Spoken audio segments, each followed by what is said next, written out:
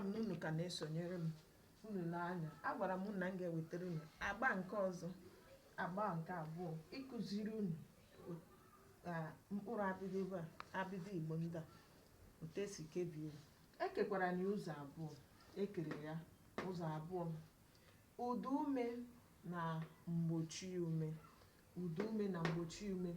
Ile anya, ị ga-ahụ ebe m depụtara ụda ume ndị a, ụda ume na mgbochi ume na mkpụrụ abịdị Igbo ndị a. Cheta na ngwara na ọ dị 36, ụda ume dịkwanụ naanị 8, mgbochi ume dị 28, that is 28 mgbochi ume, then ụda ume dịkwanụ 8.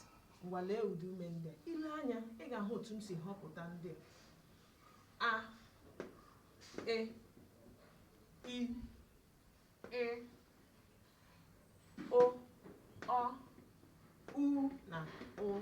Ọ ndị a, mkpụrụ edemede ndị a ka a na-akpọ ụda ume. Ndị ọzọ a niile dị ebe a na-abụghị ndị a ndepụtara bụ mgbochi ume. Anyị ga-eji ya mebe mkpụrụ okwu. That is, ekwela ka ime isie ka m na-etinyetụ asụsụ Bekee, maka na ọ dị ọtụtụ n'ime anyị ha anaghị anụ asụsụ Igbo, ha amakwanụ ya asụ. Ụfọdụ na-anụ, ha ama asụ, ha amakwanụ ede. Ma m ga na-eme isi ya English, so that those of you that cannot hear Igbo properly, and those that cannot speak it fluently, or those that cannot write, and you'll be able to hear me and understand what I am saying. Okay, so m say that na mkpụrụ abịdị Igbo ndị a, they are divided into 2: ụda ume and mgbochi ume. Ụda ume dịkwanụ 8. Ngwa lee ya: 1, 2, 3, 4, 5,